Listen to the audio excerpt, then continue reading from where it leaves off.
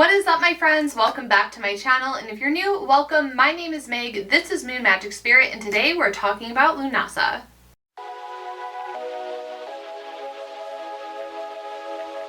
In today's video, we're going to be talking about Lughnasadh, which is one of the pagan festivals of the Wheel of the Year. We're going to be talking about the history of it, how it's celebrated in modern ways that you can decorate and celebrate at home yourself. If you are interested, I have playlists with the other Wheel of the Year holidays that we have had since the start of 2025. Be sure to subscribe if you like this kind of content, and let's roll into it. Lughnasadh marks the beginning of the harvest season, and it's one of the first 3 harvest festivals in the Wheel of the Year. So if you want to think about it, in spring, when we have the spring equinox, that's kind of like where we're getting our ideas, we're planting our seeds, we're waiting for them to grow over the summer, we're kind of adjusting our yields and all of this and that. And then now that we have entered the beginning of August, it's like towards the end of summer, like the halfway point, the very beginnings of entering fall, of entering autumn. So it's just the time of year where the first crop is starting to sprout, and that's where we're at. Lughnasadh is rooted in Celtic tradition and named after the god Lugh. This honors the labor that comes before the bounty. So it's also very much a lot of field work, a lot of energy, a lot of time, like collecting things, making sure that everything is set up exactly how it needs to be. So when the harvest comes around, when Mabon comes around, we have some things that we can begin to pull. So while the fields are just starting to ripen, this time of year invites us to pause and recognize our own efforts, everything that we've accomplished, everything that we've been doing, everything that we've been working on, before we gather all the fruits at the end of the year. Traditionally held on August 1st, Lughnasadh was a time of games, athletic feats, and community festival. There would be all these different competitions and games that the townsfolk would compete in and play to see who wins. And it was a time of celebration. It was a time to honor all of the hard work that they've been putting in, and to honor the work of the land, to honor the work of the spirit, to honor the work of the god Lugh. And Lugh is a god and patron of craftsmanship, leadership, light, and mastery. So they would hold these games as a way to honor him. And the victor of these games was meant to be taking on responsibility of organizing the future celebrations. And it just wasn't a title. It wasn't about ego. It wasn't about like, oh, this is my victory, I'm so victorious, haha, I get to like play in all these things. It was really about the winner requiring leadership through effort and truly having hard work behind them. And it was like such an honor to be able to plan the festivals and upcoming celebrations. Over time, these public rites have softened into more personal, individual rituals. Today, Lughnasadh can be a moment to check in with the seeds that you've sown, to honor what's sprouted, and to tend lovingly to what's still growing. Lately, with my Wheel of the Year celebrations, I've been going all out. Like the summer solstice was a huge thing. I gathered with some friends in person. We had a whole celebration. And for this holiday, I just kind of like want to chill a little bit. I just want to relax, reflect, unwind. I want to connect with the land around my home. I have a tree that I planted this year, so I want to spend time honoring the tree.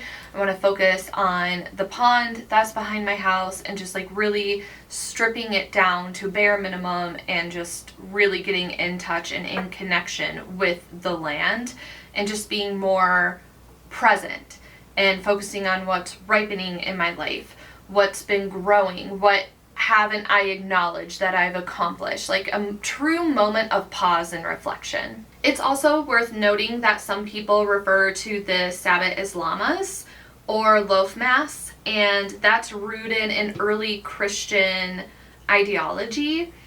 Lammas emphasized a gratitude for the first grain harvest, and it involved bringing blessed loaves of bread to the church. So they're very similar, where it's around the first harvest, and Lammas is specifically around grain. So while they fall at the same time, it's very different tones. Lammas leads to thankfulness and gratitude, while Lughnasadh emphasizes honoring labor and the power of mastery and like what you're doing, what physical work you've been doing. So whichever you choose to celebrate, the energy of Earth is starting to shift. The first harvest, the first fruits are ready. So this is a time for you to reflect on, what have you created? What have you refined? What have you cultivated that's ready to be shared? What are some things that still need to be tended to? When it comes to decorating your altar, and I am a big person on always talking about decorating for these Wheel of the Year holidays, especially during summer, a lot of people have summertime sadness. They're like, oh, like there's nothing to do, la la la. And when we think about fall and winter and the start of the year, there's just so much to celebrate. There's so much going on. There's so much decor.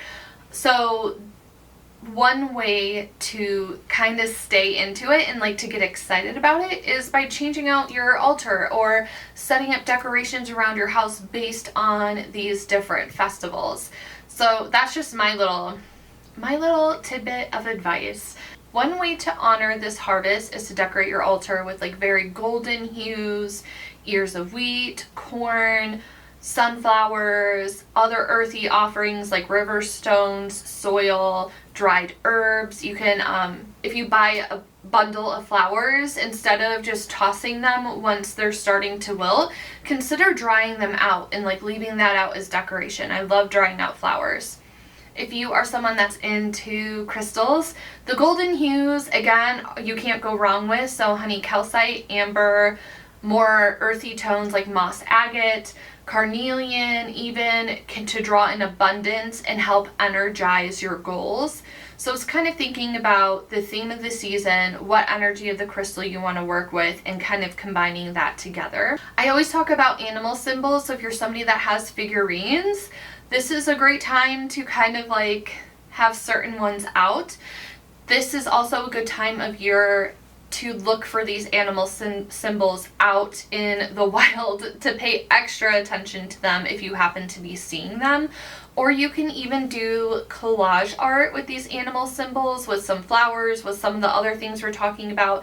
And you could put it in a picture frame and like have that as your seasonal altar. One of these days, I'm gonna get around to it. I just haven't been super into collaging lately. Are you into collaging? Let me know. And would that be something that you would try?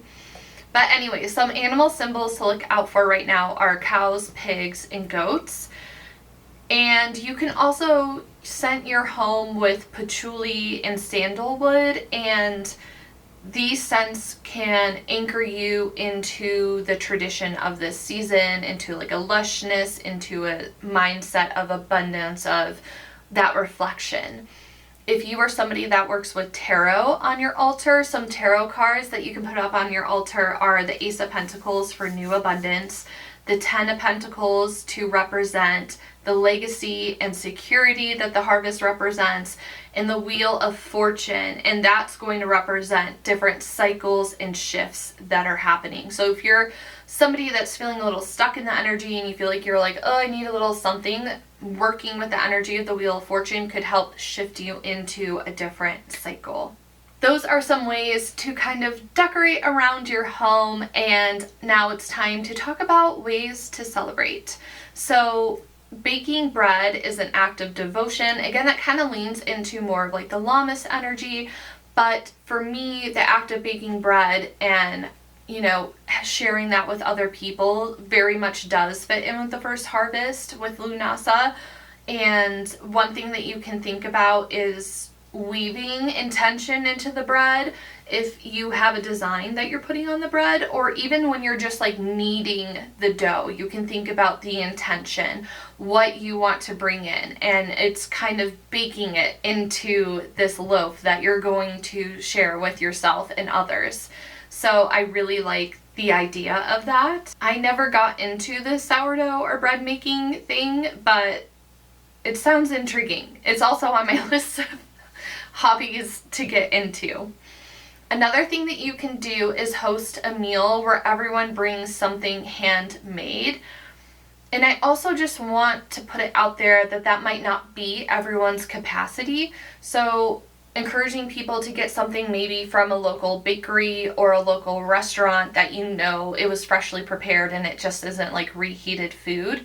So that's a way to incorporate the handmade food if you're someone that doesn't have the capacity to bake or make a meal or bring something, because, you know, life is busy, life is hard. I still wanted to find a way to make it accessible and easy for people to participate in that. But, you know, whatever the less stressful and most enjoyable option for you is. You can also sit around a fire with your friends or even by yourself with your family, offering gratitude to the land, to the spirit of the land, and also offer gratitude to the parts of yourself that have worked quietly and consistently so far this year. Again, it's all about taking that time to reflect and acknowledge the things that you've been doing and to be proud of it. This is also a really potent time for abundance and abundance spells. So looking up an abundance spell to do, you can set up your altar with coins, herbs, sigils